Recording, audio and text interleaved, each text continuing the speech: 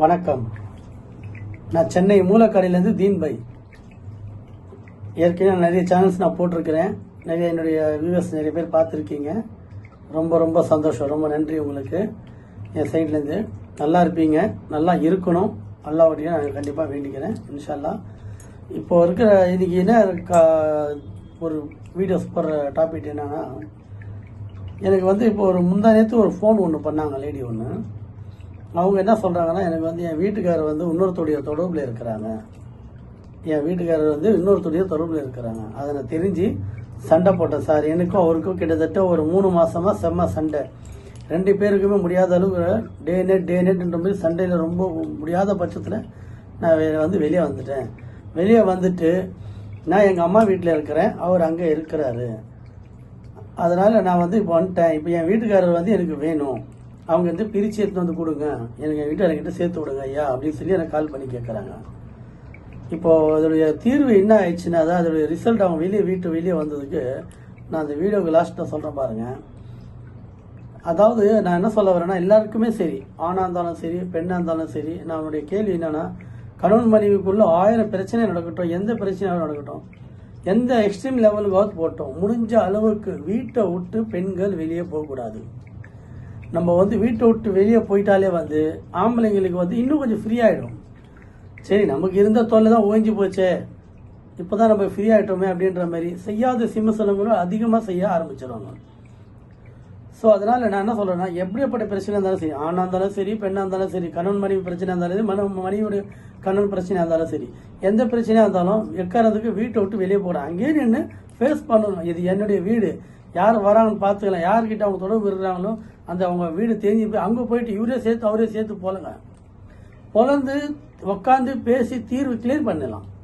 அதை விட்டுட்டு நம்ம நம்மளே அடிச்சுக்கிட்டு நம்மளே பண்ணிக்கிட்டு நான் இருக்க மாட்டேன் வீட்டில் அப்படின்னு சொல்லி வீட்டை விட்டு வந்துட்டீங்கன்னா பாதிப்பு நமக்கு தான், அவர்களுக்கு கிடையாது. ஆணாக இருந்தாலும் சரி, பெண்ணாக இருந்தாலும் சரி, 2 பேருக்குமே அது ஒரே தான் சொல்கிறேன். சரிங்களா? பெண்ணை அதுமாரி பண்ணுறாங்கன்னு சொல்லி ஆம்பளைங்க என்ன பண்ணுறாங்க, வீட்டை விட்டு வெளியே வந்துடுறாங்க. அப்போ பெண்களுக்கும் அவங்க அவுத்து விட்டா மாதிரி ஆகிடும். சேம் டாபிக் பெண்களுக்கும், அவங்களும் அதேமாரி தான். ஆம்பளைங்க தொல்லை தாங்க முடியாமல் இவன் அப்படியே பண்ணுறான், போய் சாப்பிட்டவனு விட்டுட்டு வந்தால் அவனும் அதே தான் பண்ணுவான். ஆனால் மனைவி இருக்கும்போது புருஷனுக்கு அந்த அருமை தெரியாது. அதேமாரி புருஷனுக்கு மனைவி இருக்கிறது அந்த அருமை அவங்களுக்கு அப்போ தெரியாது. அவங்க நினச்சிக்கிறாங்க, நான் இல்லைன்னா இவன் இல்லை அப்படின்ற மாதிரி நினச்சிக்கிறாங்க. ஆனால் அதான் உண்மை. ஒரு மனைவி இல்லைன்னா புருஷன் வாழ்றது ரொம்ப கஷ்டம். அதே சேம் டைம் ஒரு புருஷன் இல்லைன்னா மனைவி வாழ்றது அதை விட கஷ்டம். சொல்லலாம், மனைவி இல்லாமல் நான் வாழ்ந்துருவேன், புருஷன் இல்லாமல் நான் வாழ்ந்துருவேன், நான் சம்பாதிக்கிறேன், அவங்ககிட்ட போயிட்டுன்னா நான் அட்ஜஸ்ட்மெண்ட் குடும்பம் நடத்தணுமா அப்படின்னு பேச்சுக்கு நல்லா இருக்கும், நடைமுறைக்கு ஒத்து வராது. அப்படி நீங்கள் கேட்காமலேயே அந்த மாரி பிரச்சனைகள் வளர்த்து விட்டு வெளியே வந்த உடனே அவங்க என்ன பண்ணுறாங்க, அடுத்த தொல்லை ஓஞ்சுதுராப்பான்னுவாங்க. அதுக்கு பின்னாடி ஃபீல் பண்ணுவாங்க. எப்போ அந்த பொண்ணுகிட்டேயோ அல்லது அந்த பையன் அவங்க ஹஸ்பண்ட் கிட்டேயோ அல்லது அவங்க ஒய்ஃப் கிட்டேயோ அந்த போய் பிரச்சனை பெருசாகி அவங்க வீட்டில் தெரிஞ்சு இவங்கள வீட்டில் இவங்க 2 உதச்சி அதுக்கப்புறம் அசிங்கப்பட்டு ஒன்று அப்போ திருந்துவாங்க. இல்லையா, இவனை நம்பி அவங்க வந்தால் பார்த்தீங்களா, அவன் இன்னொருத்தனை தூக்கிட்டு போயிட்டாங்கன்னு வச்சிங்களேன், அப்போ யோசனை போனோம், என் பொண்டாட்டி எவ்வளோ மேல்றாப்பா அப்படின்ற மாதிரி ஆம்பளைங்க நினைப்பாங்க, பொம்பளைங்களும் இதே தான் நினைப்பாங்க. என் புருஷன் எவ்வளோ மேல்றாப்பா, இவனை நம்பி நான் வந்தேன், என்னை நடுத்தரில் விட்டுட்டு போயிட்டான் அப்படின்ற மாதிரி அப்போ நினைப்பாங்க. அதனால் எக்காரணத்துக்கு வீட்டில் எந்த பிரச்சனையாக நடந்தாலும் வீட்டை விட்டு தயவுசெய்து வெளியே வராதிங்க.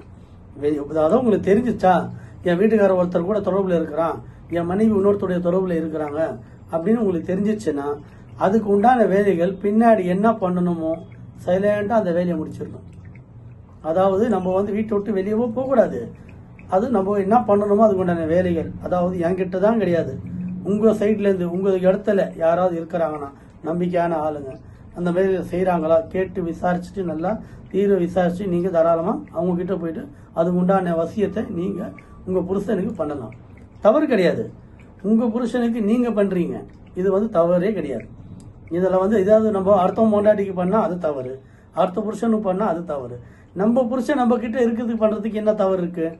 அதேமாரி நம்ம மனைவி நம்ம கண்ட்ரோலில் இருக்கிறதுக்கு பண்ணுறதுக்கு என்ன தவறு இருக்குது? இது தவறே கிடையாது. இது பாவத்திலையும் சேராது. புரியுதுங்களா? அதை விட்டுட்டு நம்ம வீட்டை விட்டு வெளியே வந்துட்டோம், அவன் திருந்துருவான், என்னை கூப்பிடுவான் அப்படின்னா அவன் கூப்பிடுவான். எப்போ? ஒரு 5 வருஷமோ 6 வருஷமோ இல்லை 10 வருஷமோ அவன் ஏதாவது அந்த பொண்ணுக்கிட்ட போயிட்டு நல்லா அனுபவிச்சுட்டு அந்த பொம்பளை ஏதாவது வந்து அவனுக்கு எதனா டேக்கா காமிச்சிட்டு போயிட்டாங்கன்னா, அல்லது அந்த ஆள் வந்து எதனா ஒன்று அல்வா கொடுத்துட்டு போயிட்டாருன்னா, அப்போ அதை நினச்சி பார்த்து வருவாங்க. அப்போ அதை நினச்சி பார்த்து வந்தால் அந்த வாழ்க்கை வந்து நீங்கள் பழைய மாதிரி வாழ முடியுமா? வாழ முடியாது. என்னைக்கு இருந்தாலும் அந்த ஒரு மனசை உறுத்திக்கினே இருக்கும். இவன் இத்தனை நாள் இவன் கூட ஒருத்தன் கூட தானே இவன் குடும்பம் நடத்திருந்தவன், இவன் ஒருத்தன் கூட தானே குடும்பம் நடத்திருந்தவன் அப்படின்ற மாதிரி டாட் வந்துகிட்டே இருக்கும். ஸோ அதனால் வந்து எப்போவுமே அந்த தப்பு பண்ணாதீங்க. இருக்க சொல்லவே நம்ம வந்து என்ன ஆகணும்னா பண்ணிக்கலாம். அவங்களுக்கு பழைய விஷயங்கள வழி இருக்கு நம்ம பக்கம் தக்க வைக்கிறதுக்கு. நம்ம வீட்டை விட்டு போனால் தான் அவனை நம்ம திருத்தணும் அப்படின்னு நினைக்கிறது அது ரொம்ப பெரிய தப்பு. அதனால் யாராலையும் திருந்த மாட்டாங்க. ஒன்று அந்த பொண்ணுடைய தொடர்புல இருந்து அவங்க நல்லா இருப்பாங்க.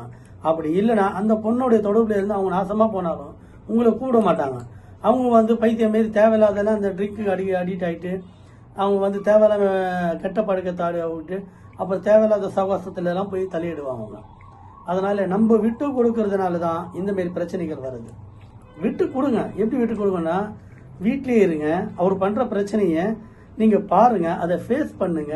இவர் இப்படி போறாரா, இவர்கிட்ட நம்ம கேட்டா சண்டை வரும், நம்ம ஏன் கேட்கணும், நம்ம அமைதியாவே நம்மளுடைய வேலைகள் நம்ம செய்யலாமே அப்படின்ற மாதிரி டாட்ல நீங்க நம்ம உள்ள வேலையை நம்ம செஞ்சுட்டு அவர் ஆஃப் பண்ணணும்.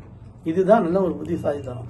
இது வந்து எனக்கு ஒரு கேஸ் வந்து ஒரு வீடியோ ஆரம்பத்தில் சொல்லியிருந்தேன் பார்த்தீங்களா, அவங்க வந்து இதை பண்ணலை. அவங்க என்ன பண்ணிட்டாங்கன்னா, எனக்கு வந்து என் புருஷன் என்கிட்ட வருவான் அப்படின்ற மாதிரி நம்பிக்கை வச்சு அவங்க வீட்டை விட்டு வெளியே வந்துட்டாங்க. வந்துட்டு 2 வருஷம் ஆயிடுச்சு, 3 வருஷம் ஆயிடுச்சு. இப்போ எனக்கு அவங்க கால் பண்ணி சொல்கிறாங்க, 3 வருஷம் ஆயிடுச்சுங்க நான் விட்டுட்டு வந்த கோபத்தில். இப்போ என் வீட்டுக்காரர் வந்து இன்னொருத்தோட பொம்பளை தொடர்பு இருந்தாங்க இல்லையா, அதே பொம்பளையை கல்யாணம் பண்ணி வீட்டில் குடும்பம் நிச்சயம் நடத்தின்னு இருக்கிறான். இப்போ எனக்கு அந்த பொண்ணு பிரித்து கொடுங்க அப்படின்றான். அவனுக்கு பார்த்தா அவன் எப்போம்மா கல்யாணம் ஆயிடுச்சுன்னு கேட்டால், கல்யாணம் ஆகி 3 வருஷம் கிட்ட ஆகுது. இந்த அம்மா வெளியே வந்த உடனே அவர் கல்யாணம் அவர் வேலையை ஆரம்பிச்சிட்டார். கூட்டு போனார், தாலி கட்டினார், கூட்டு வந்து குடும்பம் நடத்திருக்கிறார். அவரும் வந்து சாதாரணமாக பண்ணலை, நார்மலாக எல்லாருக்கும் தெரிஞ்சு அந்த கோயிலில் மூலியமாக வச்சு தாலி கட்டி கூட்டு வந்துட்டார். இப்போ அது கணக்கு என்ன ஆயிடுச்சுன்னா 2 பொண்டாட்டி. இப்போ இவருக்கு ஃபோன் பண்ணி கேட்டார்னா, அவளும் இருப்பா, நீயே இருக்கிறது தான் இரு, இல்லைன்னா போ அப்படின்ற மாதிரி இப்போ ஆயிடுச்சு. போ. அதனால தான் நான் உங்களுக்கு சொல்றது, தயவுசெய்து விட்டு போகாதீங்க. எவ்வளோ பிரச்சனையாக இருந்தாலும் நம்ம அந்த இடத்துல இருந்து அது உள்நோக்கம் என்ன பிரச்சனை, இவருக்கு எப்படி நம்ம பணிய வைக்கணும் அப்படின்ற மாதிரி யோசிச்சு செயல்படுங்க. சரிங்களா? பார்த்துட்டு இந்த வீடியோ பார்த்துட்டு உங்களுக்கு பிடிச்சிருந்ததுன்னா எப்பவுமே நான் சொன்ன மாதிரி லைக் பண்ணுங்க, ஷேர் பண்ணுங்க. எவ்வளவோ நல்ல விஷயத்த, கெட்ட விஷயங்கள், தேவையில்லாத விஷயங்கள் எல்லாம் வந்து நம்ம எல்லாருக்குமே ஷேர் பண்றோம். தயவுசெய்து இந்த விஷயத்தையும் நீங்க ஷேர் பண்ணுங்க. ஏன்னா உங்களுக்கு தேவைப்படலைன்னா கூட உங்களுக்கு மூலியமா யாருக்காவது தேவைப்பட்டா அது யூஸ்ஃபுல்லா இருக்கும் இல்லையா? உங்களால அவங்க நல்லா இருந்தாங்கன்னா அந்த புண்ணியம் உங்களுக்கு வந்து சேரும் இல்லையா? முடிஞ்ச அளவுக்கு ஷேர் பண்ணுங்க, சப்ஸ்கிரைப் பண்ணுங்க. அப்பதான் நான் போடுற நெக்ஸ்ட் வீடியோ உங்களுக்கு வந்து எஃபோர்ட் உங்களுக்கு வந்து சேரும். சரிங்களா? எதுவாக இருந்தாலும் சரி, தயவுசெய்து எனக்கு வந்து கால் பண்ணுங்க. எந்த விஷயமா இருந்தாலும், கணவன் மனைவி பிரச்சனை, காதல் பிரச்சனைகள், அந்த இடம் வாங்குறது விற்கிறது, சொத்து பிரச்சனை, பேய் பிசாசு பில்லி சூன்யம், எதுவாக இருந்தாலும் தாராளமாக எனக்கு கால் பண்ணுங்க. என்னுடைய நம்பர் வந்து உங்களுக்கு டிஸ்பிளேல கீழே வரும். தாராளமாக எனக்கு கால் பண்ணுங்க. ஸோ எனக்கு கால் பண்ணுங்க. நான் எடுக்கலைன்னா கால் நானே திருப்பி பண்ணுவேன் உங்களுக்கு ரிட்டர்ன் கால். ஏன்னா நிறைய எனக்கு கால்ஸ் வந்துட்டே இருக்கும். நான் பட்டு நீ ஃப்ரீயாக இருந்துட்டேன்னு எடுத்து பேசுவேன். இல்லைன்னா மிஸ் கால் இருந்துச்சுன்னா என் நேரமாக இருந்தாலும் சரி, மறுநாள் காலையில் இருந்தாலும் சரி, நான் உங்களுக்கு ரிட்டர்ன் கால் நான் பண்ணி உங்களுக்கு பேசுவேன். சரிங்களா? நன்றி, வணக்கம்.